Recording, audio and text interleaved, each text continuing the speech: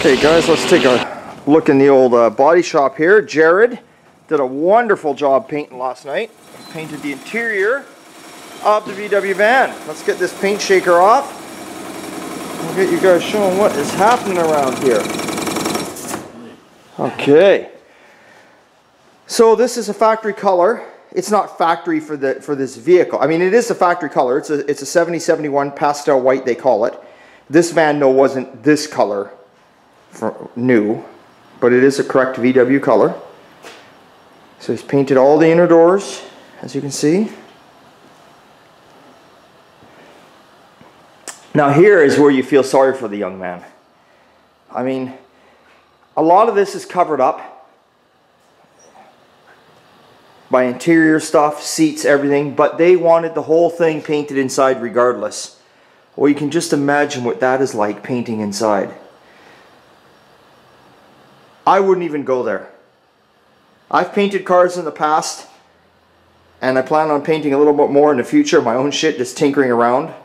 Nowhere near as good as Jared, of course, but it's fun to tinker. But I wouldn't even get involved in painting something like this. Like, oh, God, though. Just crawling around in there and trying to see everything, that's nearly impossible. But he does it. He does it every time. Looking good. Looking real good. So that is the little Volkswagen van, is all painted inside. So what's left now is obviously we mask it all. Now some of you might be saying, why do you mask all that if you're painting the inside? Well, you get all the overspray on the outside because the vehicle's in final primer. It just makes your job even harder to sand it, right?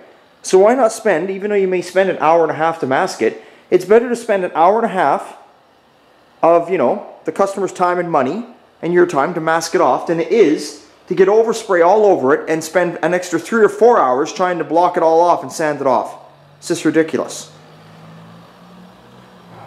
So this goes to show you that's what you do. You want to do it properly, you just take your time and cover the shit up. So there you go, guys. That's what's going on out there in the shop today. So we're going to get this thing unmasked today. We're going to push her off to the side in another bay, leave her sit. And we usually leave them sit for a few days. We don't mess with them. And then we'll probably, we'll probably get back onto it next week sometime. Okay, guys, remember, it's always good time at old time. And thank you all for subscribing. Big thumbs up.